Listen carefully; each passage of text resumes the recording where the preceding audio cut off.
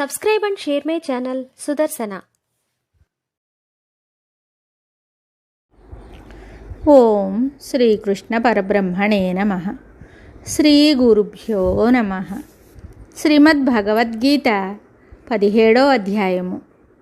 శ్రద్ధాత్రయ విభాగ యోగము. శ్రద్ధాత్రయ విభాగ యోగము చదువుట వలన వినుట వలన కలుగు ఫలము. పూర్వకాలమున గుర్జరు దేశమును పాలించుచుండిన ఖడ్గబాహు అను రాజు యొక్క పుత్రుని వద్ద దుశ్శాసనుడను సేవకుడు ఉన్నాడు. ఒకనాడతడు మదగజమునెక్కి వెళుతూ ఉండగా మార్గమధ్యములో ఆ ఏనుగు అతనిని క్రింద పడేసి చంపివేసింది. తరువాత అతడు సింహలాదీశ్వరుడగు జయదేవుని ఆస్థానమున ఏనుగై పుట్టాడు. జయదేవుడు దానిని తన మిత్రుడగు ఖడ్గబాహు నృపాలునకు ఇచ్చాడు. ఖడ్గబాహుడు దానిని ఒక కవీశ్వరునకు బహూకరించాడు. ఆ కవీశ్వరుడు తిరిగి దానిని మాళవ దేశాధిపతికి విక్రయించాడు. ఇట్లుండగా కొంతకాలమునక ఆ ఏనుగు వ్యాధిగ్రస్తమై ఎంతో దుఃఖముతో ఉంది. రోగోపశమనమునకై రాజు ఎన్నో వైద్యములను చేయించాడు, కానీ వ్యాధి తగ్గలేదు.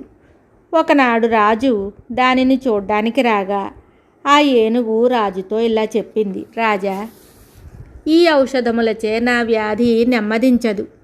గీత 17వ అధ్యాయమును పారాయణము చేయువానిని ఇక్కడకు తీసుకొని రమ్ము. దానిచే నా రోగము శమించిపోవును.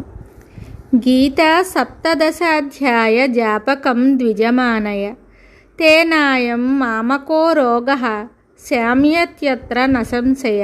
ఆ వాక్యములను విని రాజు వెంటనే గీత 17వ అధ్యాయమును పారాయణ చేయు ఒక బ్రాహ్మణుని రావించి ఆ అధ్యాయమును అక్కడ పఠించి జలమును అభిమంత్రింపచేయగా తత్ఫలితముగా ఆ గజము రోగ విముక్తమై దివ్యరూపమును దాల్చి మోక్షమందెను.